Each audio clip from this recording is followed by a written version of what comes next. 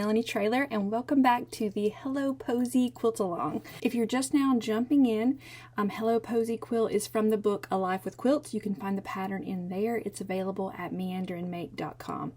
And we are on week 3. If you missed the previous weeks, week 1 we chose our fabrics, cut our fabrics, and organized our fabrics. And in week 2 we went through how to make the block. This week, we're going to talk about workflow, and I'm just going to show you how I make all 6 of my blocks. I like to batch sew. It's my favorite way. I batch everything I do pretty much in every part of my life, but when it comes to block making, I like to chain piece everything that I can possibly chain piece, and do the same thing with my trimming, my squaring up, my pressing, top to bottom. I like to batch everything. So what I'm going to do is walk you through how I make the blocks when I'm on my own. So a little bit different from last week because I was showing you, one single block, but we kind of touched on this a little bit, but you're going to see the process from beginning to end. Ugh. Okay, so I hope you enjoy this video, and then stay tuned for a little chat afterwards.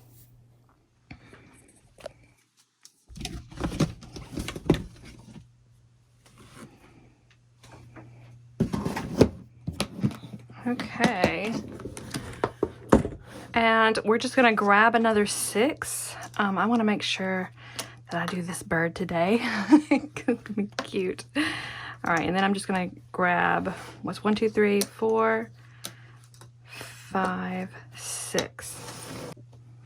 All right, so there's my 6 blocks, or my 6 blocks is foreground. Wait a minute, that's 5. Let me get one more.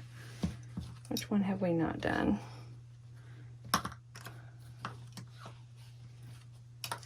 Let me get one in this fabric.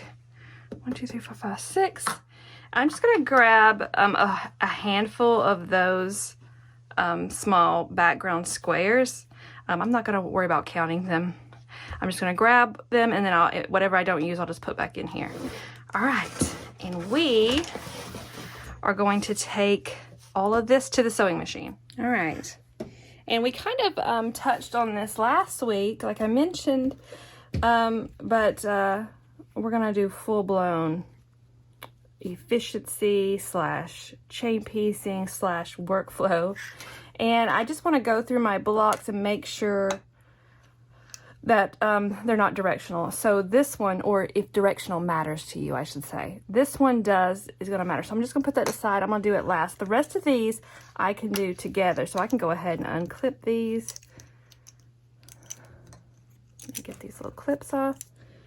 And I am just going to put all of these to the side. And then I'm just going to stack these like this. And then we're just going to chain piece. Now, I want to stress that if it matters what direction your blocks are in, put those kind of blocks to the side. These fabrics right here, it doesn't matter where I place this center square at. I mean, it can go in any 4 corner and it won't change the look of these blocks. So I put this one to the side because it does matter. All right, and then we're just going to start our chain piecing. And last week, I showed you how to use the washi tape or diagonal seam tape if you have it, so that you don't have to draw lines on your squares. So we're just going to jump in here and start our chain piecing.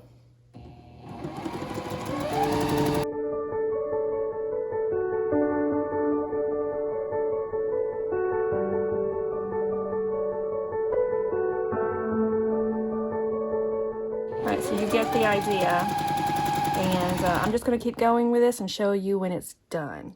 Alright, so I've chain pieced all of those units, and this one, remember, it matters where things go, so I'm just going to get it in the order that I want it in. And then once I get this center section on, then I can just treat it like the rest of these blocks. All right, so we're thinking like that. Is that right? Yeah. And then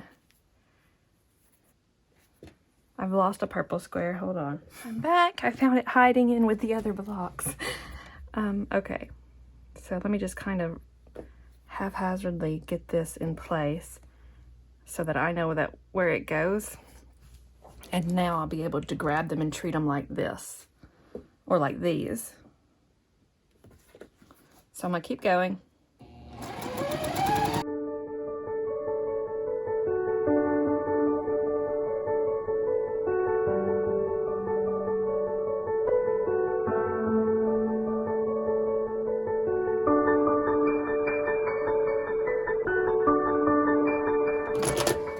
Alright, and now we'll just start clipping these threads to undo our chain.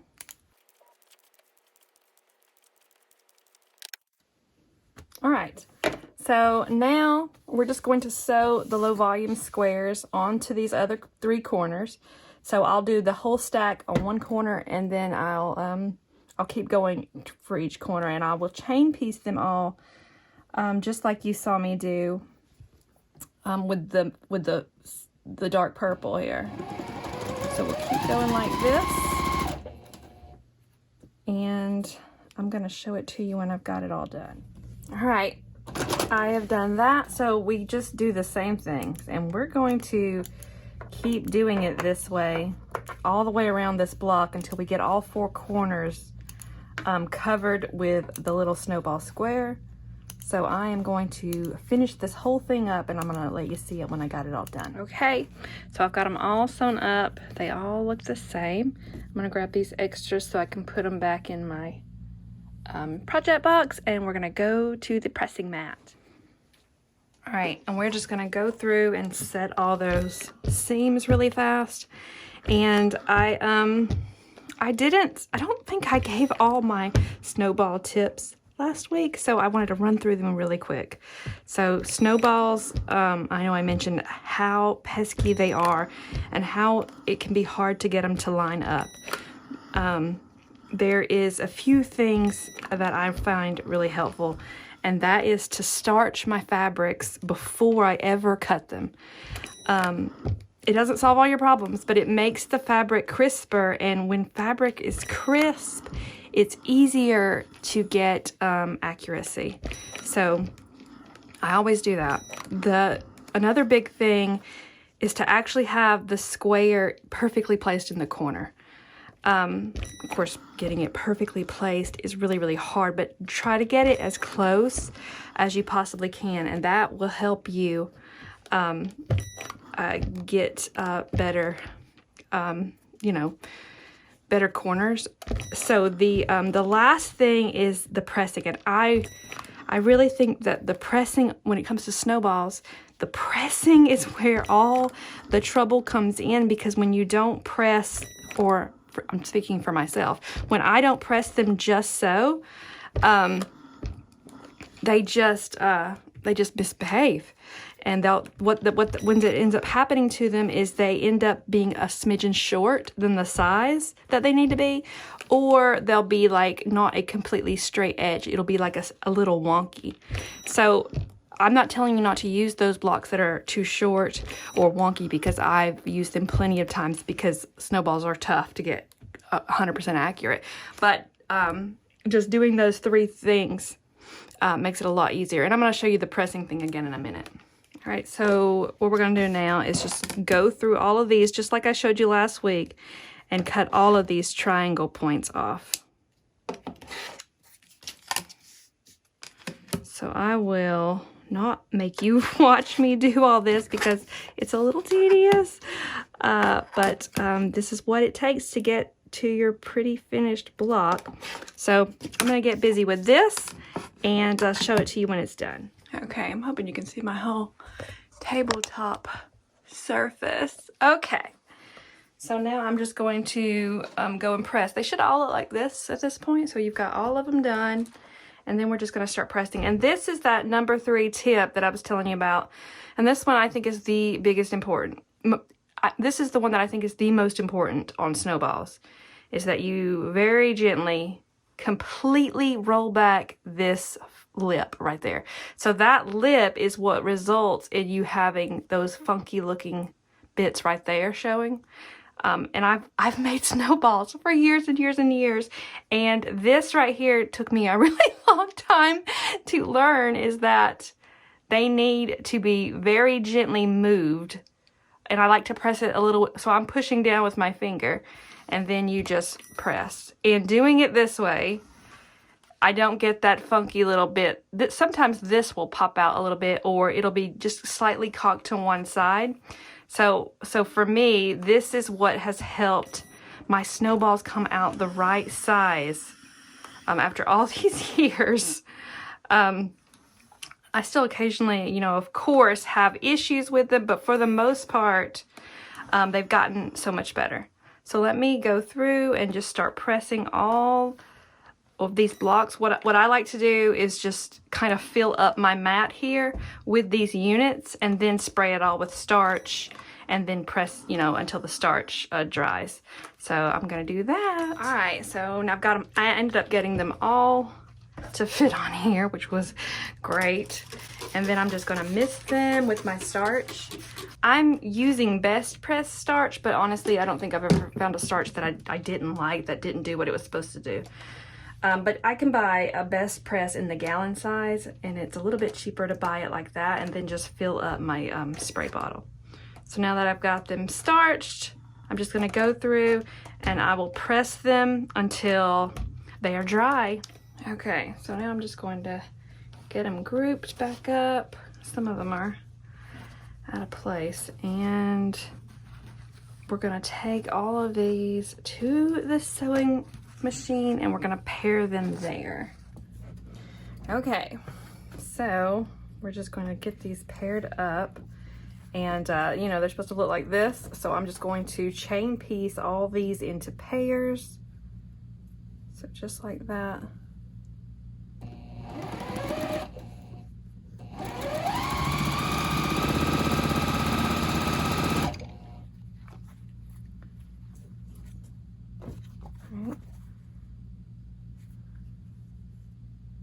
And I kind of like to make sure that these seams match on each side.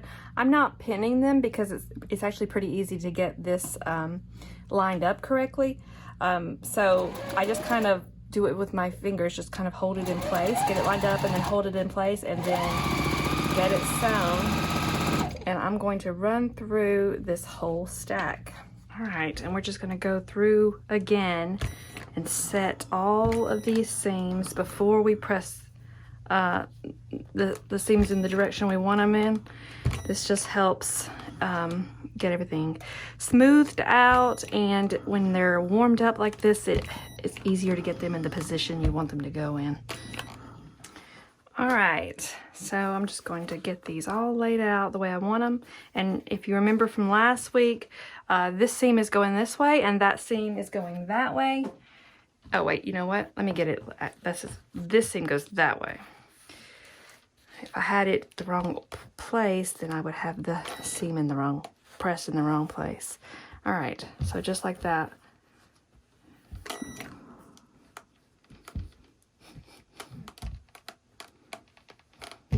All right, I'm gonna do that for all of these really fast. Okay, so all of these are pressed, and we're just going to pin all of them in that seam right in the middle. So I wanna make sure that they're in the right direction, everything is accurate. And then I'm going to nest those two seams together. And if you missed this on the how to do that, it's in the first video. So just like that, I'm gonna go and do this. Oh wait, look at this block. Oh my goodness.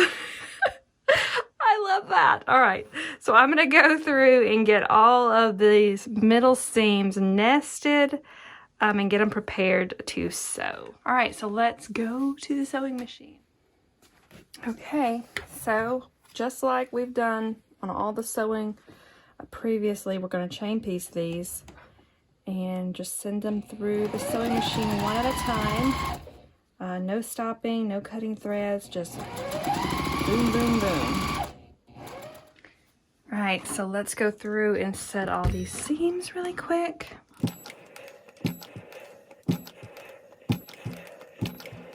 All right, and now we're gonna press all of these seams open.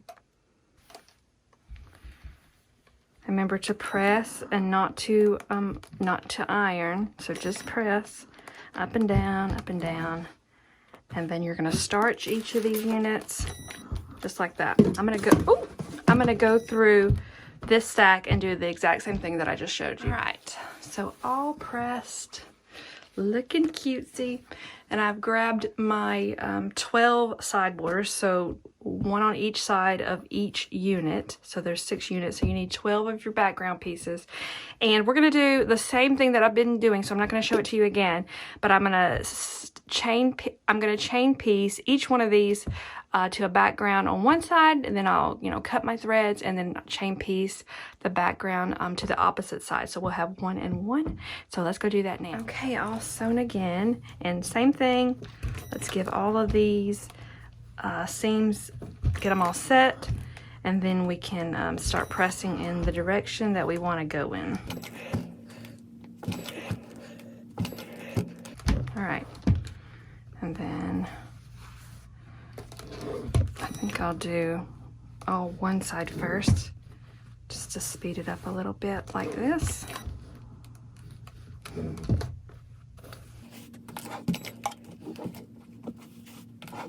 And we're pressing, towards the background rectangles.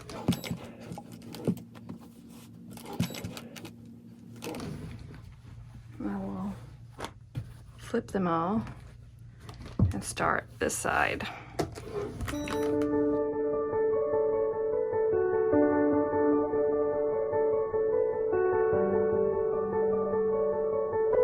Right, so go ahead and have all of your longer rectangles ready, and we like to pin these because they're a little bit longer.